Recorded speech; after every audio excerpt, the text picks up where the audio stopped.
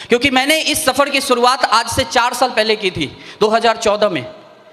जब इस बिज़नेस को मुझे देखने का मौका मिला, उससे पहले की लाइफ के बारे में अगर मैं थोड़ी सी बात आज करूं तो वो लाइफ बात करने लायक है नहीं, लेकिन फिर भी मैं आज उसके बारे में बात करना चाहूँगा। बहुत सारी बातें डॉक्यूमेंट्री में भी आ गई होंगी, लेकिन बहुत ऐसी बातें हैं जो डॉक्यूमेंट्री के माध्यम से आप समझ नहीं पाएंगे और शायद मैं शब्दों में समझा भी नहीं पाऊँगा, लेकिन कुछ कोशिश आज करता हूँ। दोस्तों, इस बिज़नेस को करने से पहले मैंने काम करने की शुरुआत आज से लगभग 19-20 साल पहले शुरू कर दी थी। दोस्तों, 19-20 साल पहले काम करने की शुरुआत कर दी थी।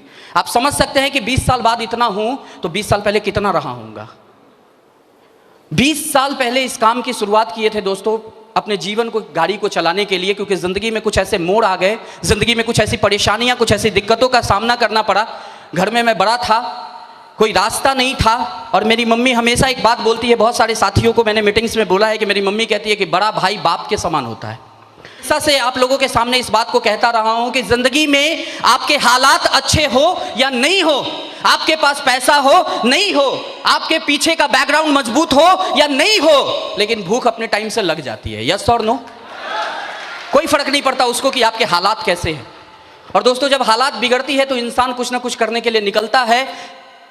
हमारी फैमिली के भी हालात बहुत अच्छे नहीं थे, ज़िंदगी में कुछ और रास्ते समझ में नहीं आ रहे थे। घर में एक ही बड़े मर्द के रूप में आप कह सकते हैं कि मैं ही था, बच्चे के रूप में, और मुझे काम करने के लिए समझ में नहीं आ रहा था कि मैं स्टार्ट क्या करूं, कैसे करूं, क्योंकि ना डिग्री थी, ना कोई एजुकेशन था, ना पीछे का कोई बैक सपोर्ट था, तो समझ में नहीं आया क्या करूं। तो ऐसे ही चलते फिरते, यहाँ पर आपने देखा होगा मैंने साइकिल से गली मोहल्ले के किराने के दुकान में भुजिया मिक्सचर बेचना शुरू किया था। दोस्तों, वहाँ से शुरुआत की थी बिजनेस की।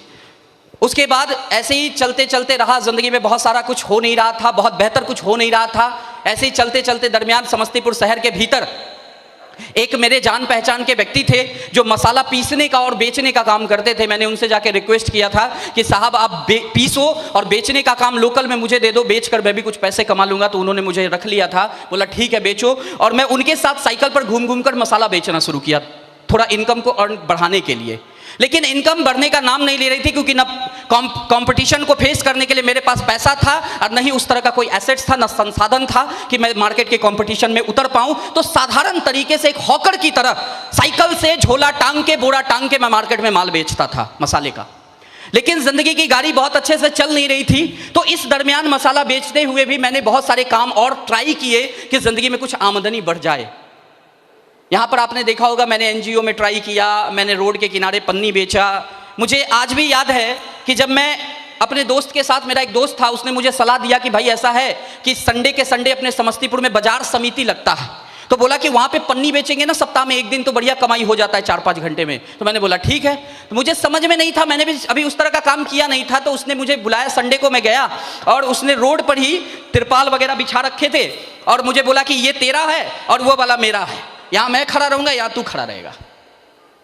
पूरे दिन मैंने बेचा, कल हो अगले सप्ताह भी बेचा। मैं अपनी माँ को ये बात बता नहीं रहा था, क्योंकि हालात चाहे जैसे भी हों,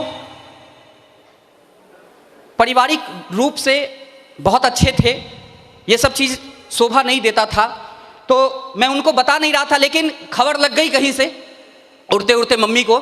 मुझे याद है मेरी मम्मी ने मुझे मारा था और मार कर मुझे बोला था, वो भी रो रही थी और मैं मार की दर्द से रो रहा था और वो दुख से रो रही थी। वो मुझे बोली थी कि बेटा अभी इतना भी हालात बुरा नहीं हुआ है कि रोड पे तू खड़ा होकर पन्नी बेचेगा। लेकिन वो भी जानती थी, मैं भी जानता था कि हालात उससे भी ज़्यादा बुरे थे। मैं तो खड़े होकर पन्नी ही बेच रहा था, भीख मांगने की नौबत आ सकती थी, हालात इतने बुरे थे।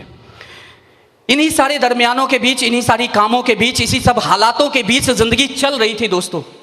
ज़िंदगी की गाड़ी कट रही थी, समझ में नहीं आ रहा था क्या करे। 2 छोटा भाई था, मम्मी उसको पढ़ा भी रही थी। मेरी पढ़ाई ड्रॉप हो गई थी क्योंकि मैं पढ़ता, तो मम्मी बोली थी कि वो लोग नहीं पढ़ सकता तो कम से कम उसको पढ़ने दो, क्योंकि मम्मी की ये सोच थी कि यार जिस हालात में है, जिस जिंदगी को जी रहे हैं, शायद किसी बच्चे की नौकरी लग जाएगी तो जिंदगी थोड़ी बढ़िया हो जाएगी। ऐसा सोचते हैं ना, छोटे घरों में ऐसा सोचते हैं। वो तो बाद में जाकर पता चलता है कि भैया नौकरी लगने के बाद अगर वो अपने बीवी बच्चे का पेट पाल ले, यही बहुत बड़ी बात है। वो तो बाद में जाकर पता चलता है। लेकिन पहले तो ये लगता है कि यार किसी तरह नौकरी लग गई तो कम से कम घर के हालात थोड़े अच्छे हो जाएंगे।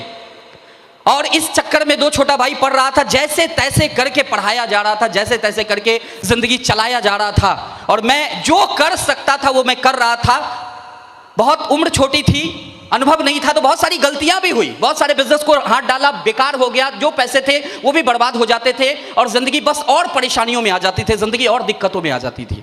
लेकिन इसी दरमियान चलते चलते जिंदगी में समय नहीं रुकता, कहते हैं यस और नो, तो समय नहीं रुका और बढ़ते बढ़ते बढ़ते बढ़ते दोस्तों 13-14 साल निकल गए थे, 13-14 साल। इस 13-14 साल के दरमियान मुझे याद है कि हमारे घर में कोई पर्व नहीं होता था। मैं आज वो सब बात शायद यहाँ पर बोलूँगा तो मेरी मम्मी को अंदर से हो सकता है थोड़ा सा खराब लगे, हो सकता है उनको अंदर से लगता हो कि यार क्या वो सब बातें ये ला रहा है, लेकिन दोस्तों आज मेरा मन कर रहा है बोलने का, बोल लूँ।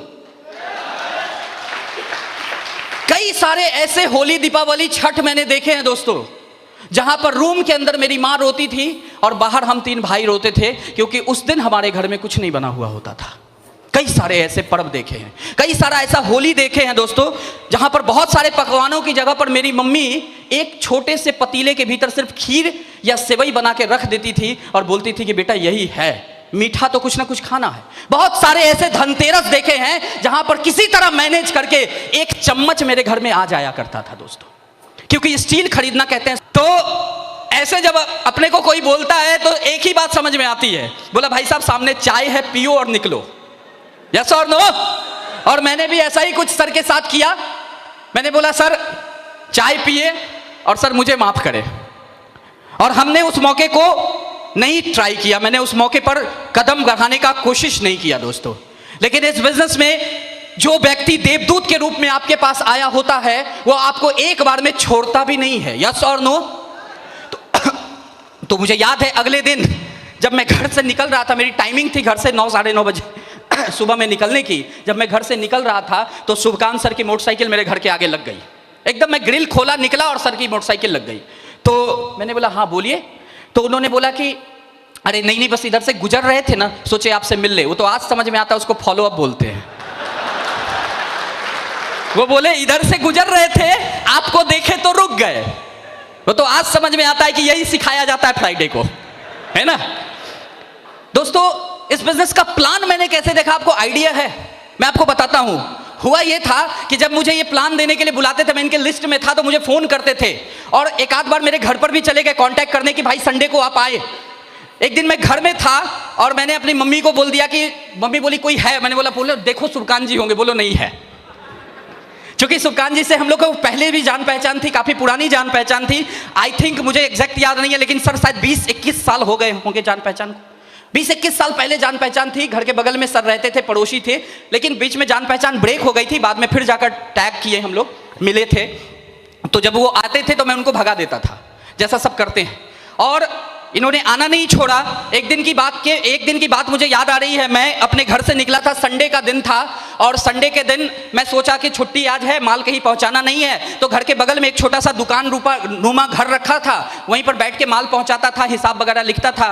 तो मैं गया और मैं सोचा कि वहां जाता हूं और कुछ 2-3 घंटे बैठकर कुछ हिसाब उसाब पेंडिंग पड़े हैं उसको कर लेंगे। तो जब मैं घर से निकला तो रास्ते में एक किराने की दुकान थी, वहां पे मैं रुक गया चिप्स वगैरह लेने के लिए। तो मैं चिप्स लेकर बाहर आया तो मेरे मोबाइल पे एक कॉल आया। तो जब मैंने कॉल उठाया तो आश्चर्य लगेगा, मैंने सुबकान सर का नाम हेडेक करके सेव किया हुआ था, हेडेक, ठीक है। तो मैंने देखा लिखा हुआ हेडेक। मैंने बोला यार ये फिर फोन कर रहे हैं। मैं सोचा उठाऊं नहीं उठाऊं, मैं सोच रहा था, हेडेक लिखा हुआ है और हेडेक ही थे मेरे लिए उस समय। तो मैंने बोला उठाऊं कि नहीं उठाऊं।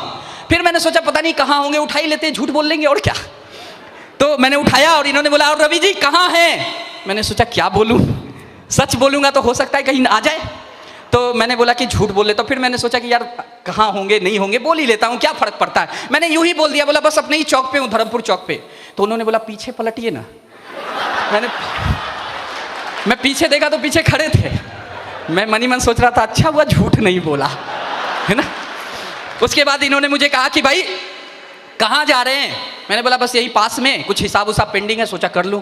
बोले कि आप थोड़ा सा समय दीजिए ना, आपसे बात करना बहुत ज़रूरी है, आप ही के फायदे की बात है। मैं तो समझ ही रहा था मेरा कितना फायदा है, 10,000 लेके जाएंगे।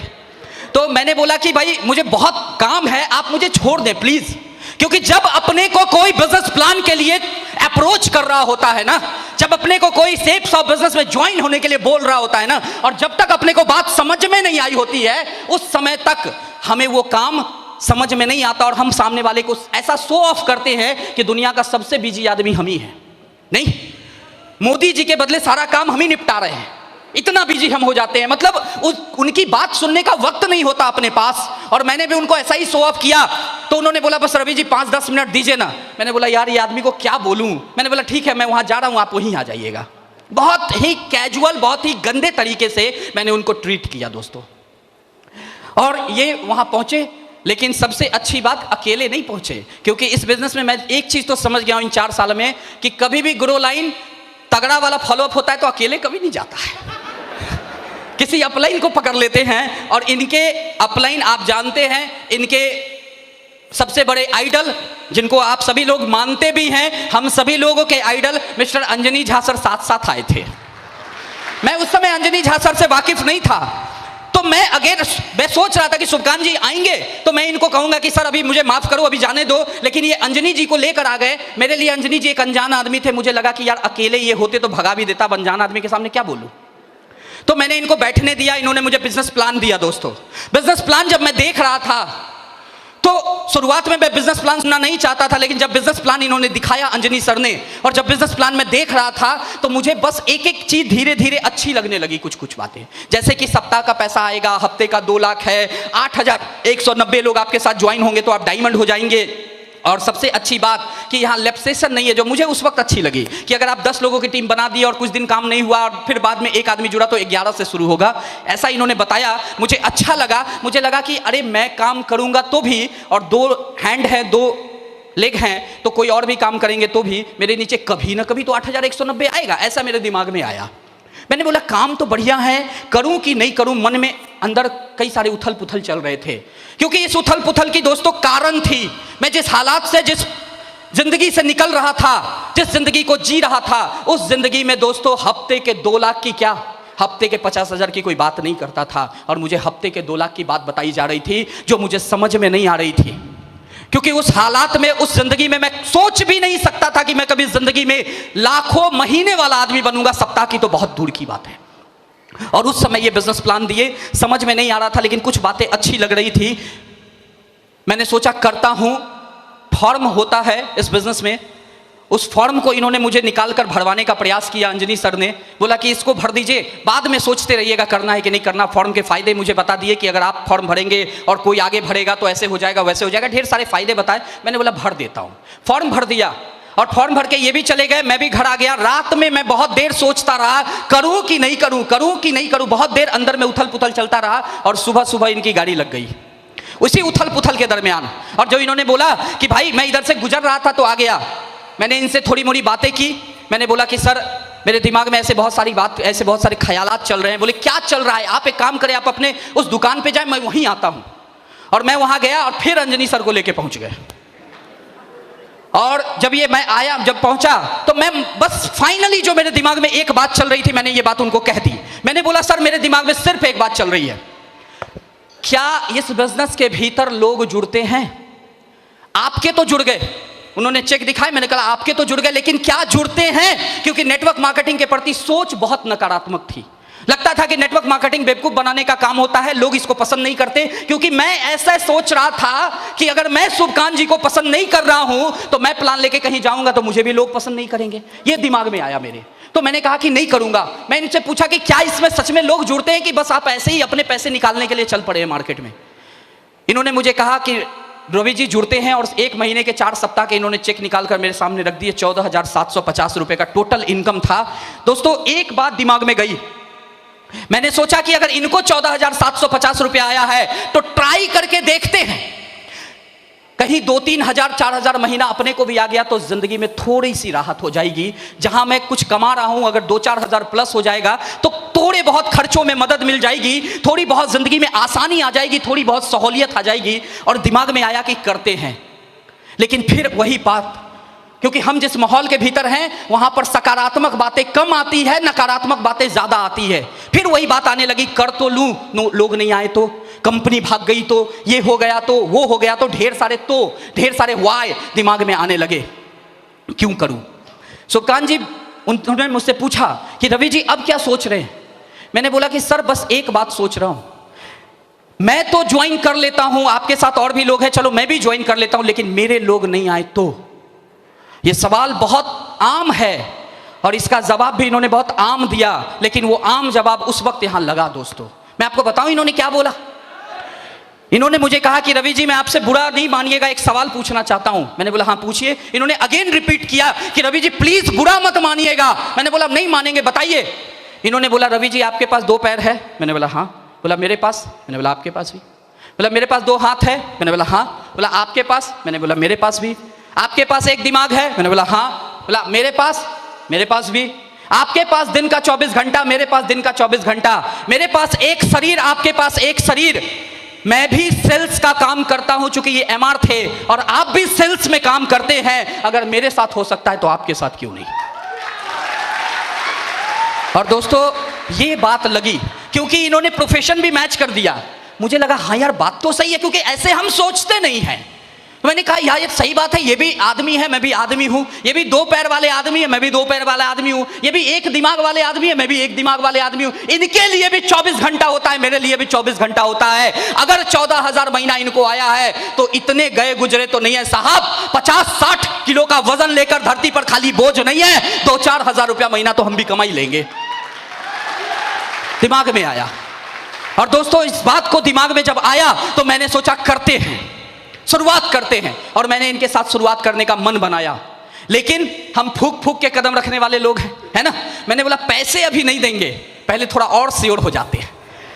तो मैं थोड़ा सा इनसे और बहाने बनाने लगा और क्वेश्चन क्यूरीज करने लगा। तो अंजनी सर आपको तो पता ही है, वो एक ऐसे व्यक्ति हैं जिनके पास हर मर्ज की दवा है।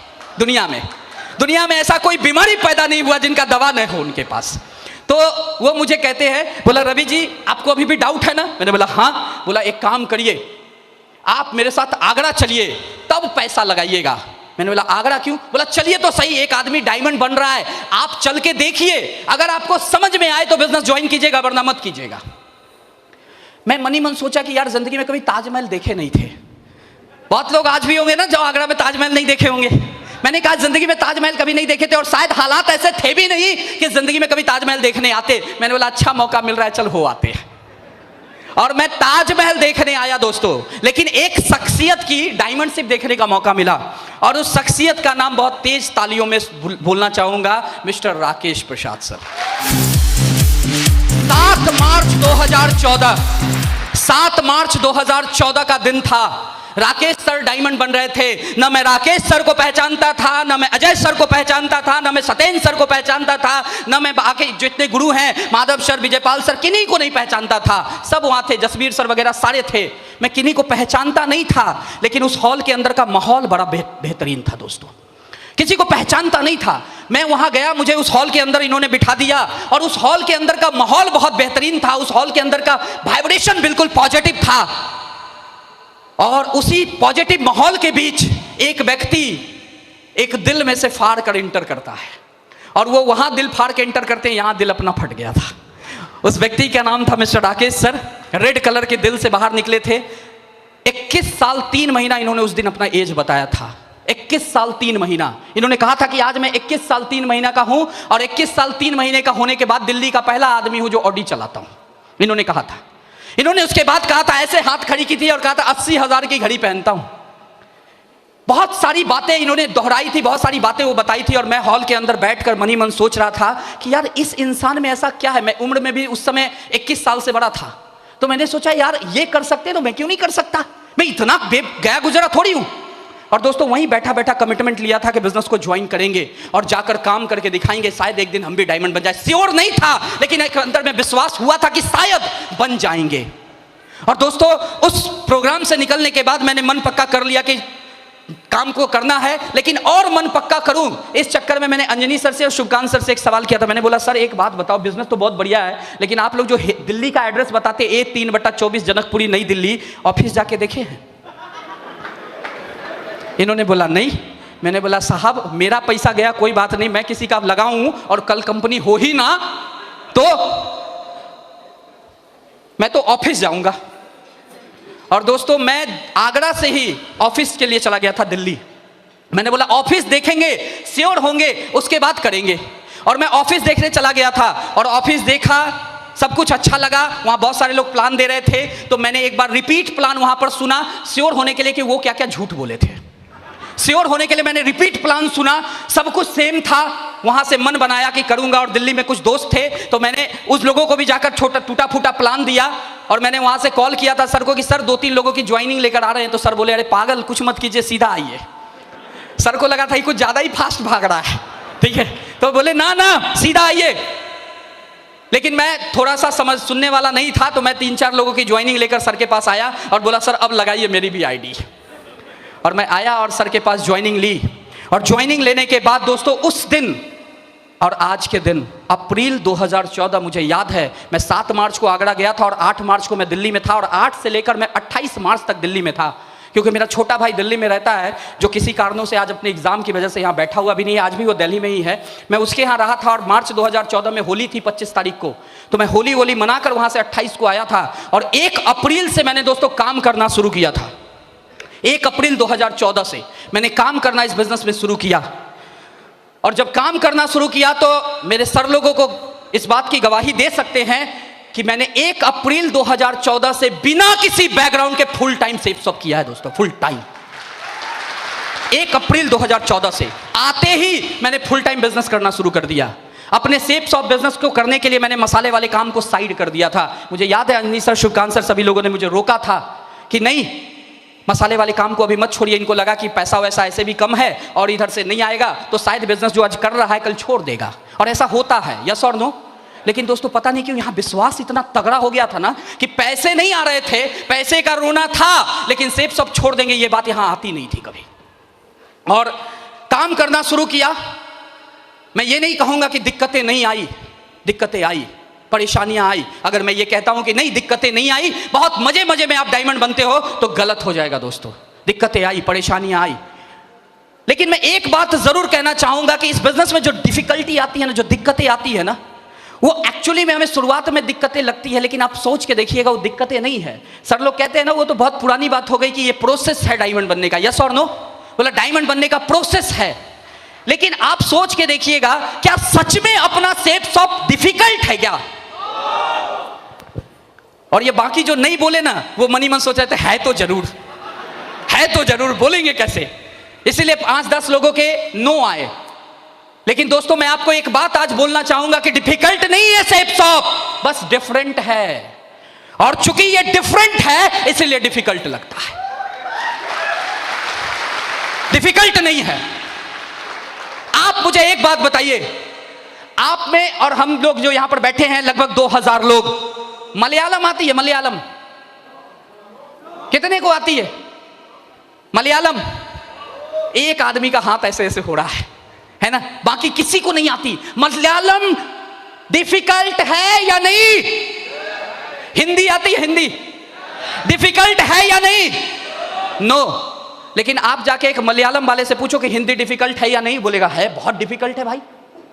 मलयालम या हिंदी डिफिकल्ट नहीं है, मलयालम हिंदी वाले के लिए डिफरेंट है, हिंदी मलयालम वाले के लिए डिफरेंट है, इसलिए डिफिकल्ट लगता है। चूंकि डिफरेंट है इसीलिए डिफिकल्ट है। अगर डिफरेंस खत्म कर दिया जाए एक दूसरे का, तो फिर डिफिकल्ट नहीं लगेगा। आप एक मलयालम परिवार में अपने बच्चे को पैदा होते ही डाल दीजिए, और एक मलयालम वाले बच्चे को अपने परिवार में डाल लीजिए, 10 साल बाद देखिएगा इसको हिंदी नहीं आती होगी, उसको मलयालम नहीं आती होगी, यस और नो? डिफरेंट है, हमारा सेफ शॉप डिफरेंट है, डिफिकल्ट नहीं है। चूंकि डिफरेंट है इसीलिए डिफिकल्ट लगता है।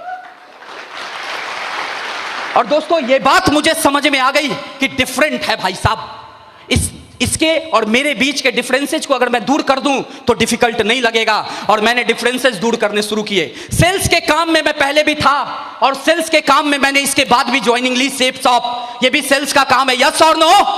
यस और नो? दोस्तों आपको मालूम होगा मुझे सुनाई उनाई कम देता है, पता है ना, यस और नो?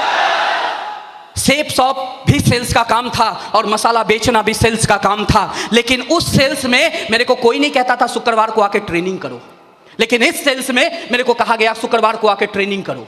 उस सेल्स में मेरे को कोई नहीं कहता था कि संडे को सेमिनार करो, लेकिन इस सेल्स में मेरे को बोला गया कि संडे को सेमिनार करो। उस सेल्स में मेरे को कोई नहीं बोला कि डायमंडशिप में जाना जरूरी है, इस सेल्स में मेरे को बोला गया कि डायमंडशिप में जाना जरूरी है। उस सेल्स में कोई नहीं बोला कि दिशा करो, इस सेल्स में लोग बोले कि दिशा करना बहुत जरूरी है। और दोस्तों यही डिफरेंसेस है। उस सेल्स में फ्राइडे की ट्रेनिंग नहीं है, इस सेल्स में है। उस सेल्स में संडे का सेमिनार नहीं है, इस सेल्स में है। उस संडे में सेल्स में आपको डायमंडशिप नहीं है, इस सेल्स में है। उस सेल्स में दिशा नहीं है, इस सेल्स में है। और जो इस डिफरेंसेस को बीच से हटा देता है वो डायमंड हो जाता है दोस्तों। और इस सेल्स में आने के बाद उस सेल्स और इस सेल्स के बीच के जो डिफरेंसेस थे मैंने उसको हटाया। हर संडे के सेमिनार में रहा, हर फ्राइडे की ट्रेनिंग में रहा, हर डायमंडशिप में रहा, हर दिशा वर्कशॉप में रहा। मेरे अपलाइन इस बात की गवाही देंगे, 2014 से 2018 आज है, आज तक मुझे जहां जहां बुलाया गया एक ऐसा प्रोग्राम नहीं होगा जिसमें मैं नहीं मौजूद था। यस सर, हर प्रोग्राम में रहा दोस्तों। मेरी मम्मी यहां बैठी है, मेरी मम्मी हमेशा मुझे बोलती थी पैसा 1 रुपया नहीं आता है, घूमने ही रोज जाता है। और मैं आपको बताऊं कि जिस समय चेक आते थे ना, चेक आपके घर में चेक आते हैं ना, मेरे घर में भी चेक आए थे। और एक बार मेरी मम्मी को मेरा एक चेक हाथ लग गया, जो चेक का टोटल अमाउंट था 666 रुपया। और दोस्तों आज भी मुझे याद है, मेरी मम्मी ने कई महीने तक मुझे एक उलाहना दिया, बोला पैसा आता है 666 रुपया और दिन भर घूमता ही रहता है, दिन भर घूमता ही रहता है, पैसा आता है 666 रुपया। हर आदमी के बीच, हर लोगों के बीच मम्मी मुझे इस बिजनेस को ना करने के लिए प्रेशराइज करती थी, बोला कुछ फायदा नहीं, बेकार है, छोड़ दो। लेकिन कहते हैं ना कि आदमी बाहर वाले से तो लड़ लेगा, घर वाले से लड़के कहां जाएगा। यस और नो दोस्तों, जब ये डिफरेंस, उस सेल्स में कोई डिफरेंस था, जब मैं मसाला बेचने जाता था तो मुझे मम्मी ने कभी नहीं बोला कि मसाला मत बेच, बोला नहीं बहुत जरूरी है। और जब मैं सेप सॉप करने लगा और मसाला छोड़ा तो मेरी मम्मी ने क्या बोला पता है, बोला सेप सॉप करना है तो कर, लेकिन मसाला तेरा जड़ है, इसको मत छोड़। जड़ है, जड़। क्यों जड़ है? क्योंकि दाल रोटी उसी से चल रहा है। आप मुझे एक बात बताइए, दाल रोटी खाली चलाने वाला काम जड़ हो सकता है क्या? और जिससे जिंदगी भर सिर्फ दाल रोटी चले वो जड़ हो सकता है क्या? लेकिन उस समय हालात इतने बदतर थे कि लगता था वही जड़ है, उसको मत काट, बाकी जो करना है कर। तो मैंने सोचा कि यार ऐसे तो डायमंड नहीं बनेंगे, क्योंकि मैं बाहर से फ्रस्ट्रेट होकर घर में आता हूं और घर में भी मम्मी अगर 4 बात बोलेगी तो मैं जाऊंगा कहां फिर। मैंने बोला ऐसे काम नहीं चलेगा। और दोस्तों बहुत सारे साथी यहां पे गलती कर जाते हैं, मैंने नहीं किया। बहुत सारे साथी क्या करते हैं कि अपने घर वाले से छुपा कर काम करना शुरू करते हैं। मैंने बोला नहीं, डंके के चोट पे करेंगे। मुझे याद है यूएन पैलेस के भीतर सिल्वर का सम्मान समस्तीपुर में मुझे होने वाला था। मुझे काम करते हुए 2 महीना हो गया था और मैं सिल्वर बनने वाला था। और राकेश सर मुझे सिल्वर बनाने वहाँ मौजूद थे, नया नया डायमंड बन के मेरे सर में आए थे फंक्शन करने के लिए। मैंने बोला कि मम्मी को फंक्शन दिखाएंगे और मैं मम्मी को लेकर फंक्शन में ले जाने के लिए तैयार किया। मेरे एक साथी हैं मिस्टर अमन कुमार जी, वो लेकर मम्मी को मेरे साथ फंक्शन में आए और फंक्शन में मैंने मम्मी को बिठाया। मेरा सिल्वर का जब अवार्ड हो रहा था तो मेरी मम्मी वहाँ बैठकर सिल्वर का अवार्ड देखी। देखने के बाद घर गई और मैं पीछे पीछे घर गया और मैंने बोला कैसा लगा? बोली क्या? मैंने बोला वही जो प्रोग्राम देखा। बोला उसमें कुछ समझ में कहाँ आया? मैंने बोला अभी समझाते हैं ना, कोई दिक्कत नहीं। और मैं बिछावन पे बैठकर प्लान फोल्डर, डायरी, प्रगति पथ और अपना कलम निकालकर दोस्तों वैसे ही प्लान दिया जैसे एक एसोसिएट को आप देते हैं, वैसे ही प्लान दिया अपनी माँ को। ज्वाइन नहीं कराना था, ज्वाइन नहीं कराना था, लेकिन प्लान देना जरूरी था। मैंने बोला प्लान देंगे और उसी तरह देंगे जैसे वहां देते हैं। और मैंने उसी तरह स्टार्ट किया और उसी तरह एंड किया। और पूरा प्लान मम्मी ने सुना और लास्ट में बताया क्या बोला? लास्ट में बोला अच्छा इसमें झूठ क्या क्या बोला था तुम?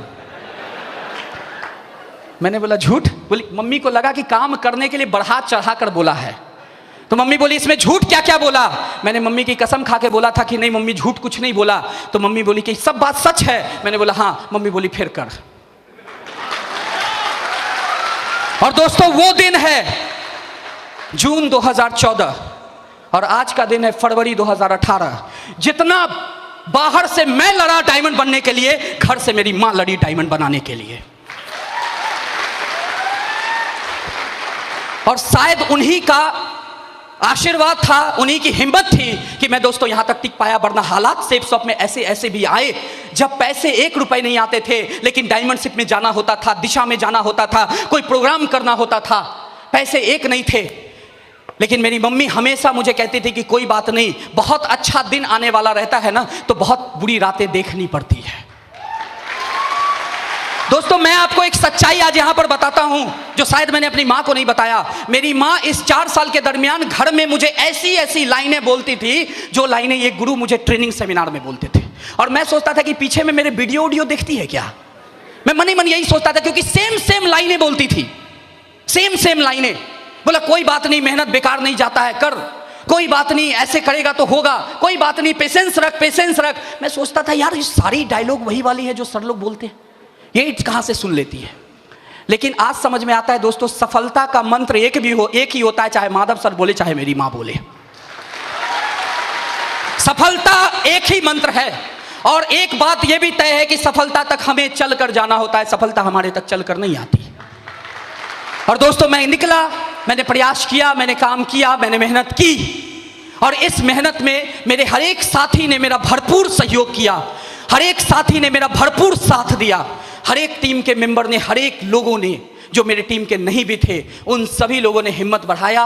और उस हिम्मत की वजह से दोस्तों बढ़ते एक व्यक्ति इस बिजनेस के भीतर डायमंड बनता है। दोस्तों इन सारे हालातों के बीच दोस्तों जिंदगी बस चली। इस सेप शॉप में डायमंड बनने के सफर में बहुत सारे उतार चढ़ाव देखे मैंने, बहुत सारी परेशानियां देखी मैंने, लेकिन बस एक बात की चिंता नहीं थी, एक बात का सुकून था कि दोस्तों मेहनत कर रहे हैं ना तो लाखों के लिए कर रहे हैं। यस और नो? मुझे इस बिजनेस में मेहनत कभी भी बेकार नहीं लगी, कभी भी मैं मेहनत से जी नहीं चुराया। मुझे याद है मैंने एक बार मनी मन ठाना था, मैं मेहनत सेप शॉप से पहले अपने मसाला बेचने में भी करता था। लोग कहते हैं सब मेहनत बहुत है, हमसे नहीं होगा। मैं एक ही बात कहता हूं कि मेहनत तो मैं सेप शॉप करने से पहले मसाला में भी करता था। यस और नो? मेहनत तो मैं पन्नी बेचने में भी करता था। यस और नो? मेहनत तो मैं साइकिल पर भुजिया बेचने में, मिक्सचर बेचने में भी करता था। यस और नो? मेहनत मैं एनजीओ में भी करता था, मेहनत मैं लोगों की दुकानों में भी करता था, मेहनत तो मैं हर दिन कर ही रहा था। यस और नो? और मेहनत मुझे यहां भी करना था, वहां मैं हजारों के लिए कर रहा था, यहां मुझे लाखों के सपने दिखाए जा रहे थे। दिमाग में एक ही बात थी, मेहनत करना ही है साला तो लाखों के लिए करेंगे, हजारों के लिए क्यों करें। जब मेहनत ही करना है तो लाखों के लिए करेंगे, हजारों के लिए नहीं करेंगे। यस और नो? अगर मेहनत करने से लाखों आते हैं और मेहनत करने से ही हजारों भी आते हैं, तो किस लिए मेहनत करना चाहिए? किसके लिए? किसके लिए? लाखों के लिए। लेकिन दोस्तों हम मेहनत की बात करते हैं, यहां पर नारे लगाते हैं लाखों के लिए करना चाहिए, लेकिन सोच के देखिएगा, थोड़ा सा मार्केट में निकलते हैं और हमारे मेहनत से मेरा दिमाग भटक जाता है। यस और नो? थोड़ा सा हम हालात से मजबूर होकर अपने ट्रैक से चेंज हो जाते हैं। यस और नो? दोस्तों एक ही बात कहूंगा, हमेशा जिंदगी में सफर को बीच में छोड़ने से कोई फायदा नहीं है, अंतिम तक जाने में ही फायदा है। या तो जो आपने सोचा है वो मिल जाएगा, नहीं तो किसी के गाइड आप बन जाएंगे कि भैया इस सफर में कभी चलना मत। यस और नो?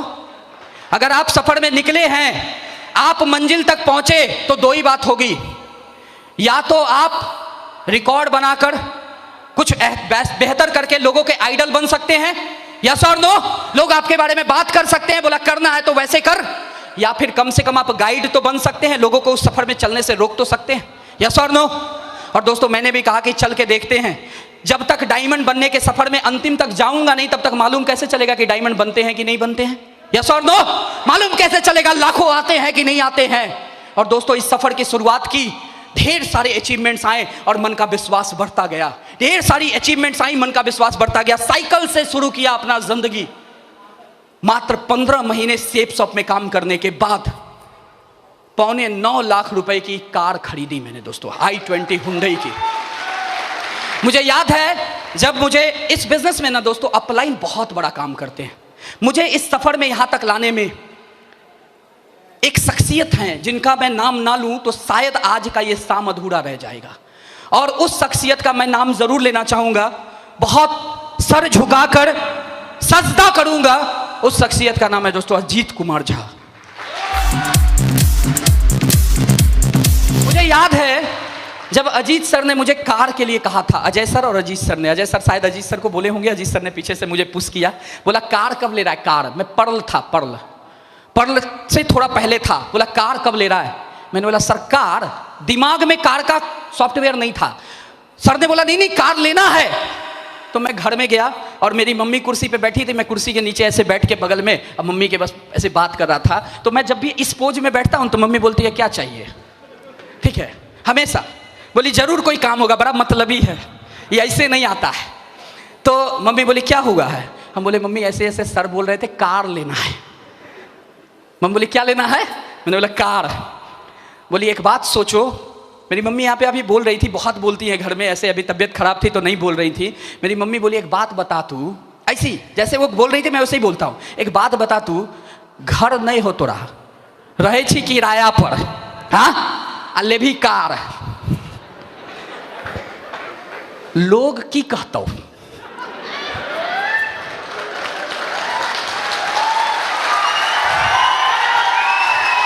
अभी खत्म नहीं हुआ और मेरी मम्मी उसके बाद बोली दुस्तौ लोग दुस्तौ। मैंने बोला कि माँ नहीं दूसेगा, बोली दुस्तौ, बोले नहीं दूसेगा, क्यों? मैंने बोला कि कार लेने से बिजनेस बढ़ जाएगा, चेक बड़े बड़े आएंगे। बोली कैसे? हम बोले घर बना लेंगे तो घर उठा के लेके जाएंगे क्या दिखाने। फिर बोला देख घर बनाए हैं, कार तो जिसके दरवाजे पर लगा देंगे उसको दिखाई पड़ेगा कार खरीदा है। अगर ये लड़का कार खरीद सकता है बिजनेस में दम होगा। हर काम हर प्रयास 3 बच्चों को पालने के लिए की, वो जो कर सकती थी सब की। रुई की बत्ती बनाकर बेचा, साड़ी की फॉल लगाकर बेचा, किराए के मकान में किसी तरह एक रूम और एक किचन में बच्चे बड़े होते गए, जगह छोटे पड़ते गए, लेकिन सरवाइव की 28-29 साल। लेकिन दोस्तों इस सेफ शॉप ने उससे पहले कभी भी सपने में नहीं सोचा कि जिंदगी में कभी एक घर के लिए जमीन खरीदूंगा, घर तो बहुत दूर की बात है। लेकिन आज सेफ शॉप की बदौलत अभी अभी जो मैंने एक मकान खरीदा है पटना के भीतर, उसकी कुल कीमत 60 लाख रुपया है दोस्तों, जो मैं बहुत जल्द पोजीशन मिलेगा तो अपनी मां को शिफ्ट कराऊंगा उसमें, ठीक है। ये बिजनेस दोस्तों सिर्फ घर और गाड़ी नहीं देता, ये बिजनेस आपकी जिंदगी को बदलता है, ये बिजनेस आपकी जिंदगी को बेहतरीन बनाता है, ये बिजनेस आपकी जिंदगी को शानदार बनाता है, ये बिजनेस आपकी जिंदगी की वजह से आपके परिवार के लोगों के अंदर भी कई सारे सपने पैदा करने की सोच बनाता है, कई सारी चीजों को बड़ा बनाता है। ये बिजनेस मेरी जिंदगी में आया, लेकिन मेरी जिंदगी में आने की वजह से, इस बिजनेस में लगातार टिके रहने की वजह से, इस बिजनेस में लगातार चलते रहने की वजह से और इस बिजनेस में लगातार डिफरेंसेस को खत्म करते रहने की वजह से, फ्राइडे की ट्रेनिंग, संडे का सेमिनार, दिशा डायमंडशिप, जो डिफरेंसेज है दूसरे सेल्स और इस सेल्स में, उस डिफरेंसेज को खत्म करते रहने की वजह से धीरे धीरे ये बिजनेस मेरी जिंदगी को सिर्फ नहीं बदला, आज मेरी जिंदगी, परिवार से जुड़ा हुआ हर एक व्यक्ति पहले से बहुत दूर, बहुत बेहतर और बहुत बेहतरीन लाइफ को आज जी रहा है दोस्तों। सिर्फ मेरी जिंदगी नहीं बदली, दुनिया में हम कोई काम करते हैं सिर्फ अपनी जिंदगी को बदलने के लिए, लेकिन ये सेफ शॉप बिजनेस आपके साथ जुड़े हुए हर एक व्यक्ति की जिंदगी को बदल देता है। इसीलिए मैं सर झुकाकर इस सेफ शॉप को भी बहुत दिल से नमन करता हूं दोस्तों। नमन करता हूं उन डायरेक्टर्स को जिन्होंने सेफ शॉप जैसी शानदार कंपनी के बारे में सोचा कि ऐसी एक कंपनी होनी चाहिए, क्योंकि मुझे भारतवर्ष में मैं घूमा सेफ शॉप की वजह से, सेफ शॉप करने के अलावा दुनिया का कोई एक ऐसा काम मेरे को समझ में नहीं आता जो एक साइकिल पर चलने वाले आदमी को सपना दे सके कि वो एक दिन जगुआर में चल सकता है। सिर्फ सेफ शॉप। इस बिजनेस के अलावा मुझे समझ में नहीं आता कि किराए के मकान में रहने वाला आदमी काम करते हुए लगातार अपने विला में जा सकता है, अपने पैलेस में जा सकता है। इसके अलावा मुझे काम समझ में नहीं आता। इसके अलावा मुझे एक काम समझ में नहीं आता जो चंद हजार रुपए के लिए कॉम्प्रोमाइज करने वाला आदमी लगातार काम करते हुए इस बिजनेस में लाखों के लिए भी एक जरा नहीं सोचे। इसके अलावा मेरे को काम समझ में नहीं आता है। दुनिया में दोस्तों कोई एक ऐसा काम आपको नजर में नहीं आएगा जो आपकी जिंदगी को यहां तक लेकर बदल सकता है। सिर्फ और सिर्फ एक काम यही है जो आपकी जिंदगी में यहां तक परिवर्तन, चेंजेस ला सकता है। और यहां पर एक एग्जांपल इन लोगों के अलावा आज मैं भी हूं जो ये बात कह सकता हूं कि हां, सेफ शॉप ने जिंदगी को बदला है दोस्तों, कह सकता हूं। बस इसके अलावा मैं आज कुछ भी नहीं कहना चाहूंगा, क्योंकि थोड़ा सा अंदर से दिल भी भरा हुआ है, भावुक भी हूं। हो सकता है ज़्यादा बोलूं तो रोने लगूं।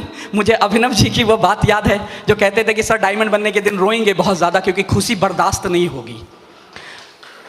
और शायद आज मैं भी अब ज़्यादा बोलूँगा तो रोने लगूंगा, इसलिए दोस्तों अब ज़्यादा बोलूँगा नहीं। लेकिन हाँ, जाने से पहले एक बात ज़रूर कहना चाहूँगा आप सभी लोगों से कि दोस्तों इस 4 साल के सफ़र के दरमियान एक लाइन मैंने लिखी थी, बोल दूँ?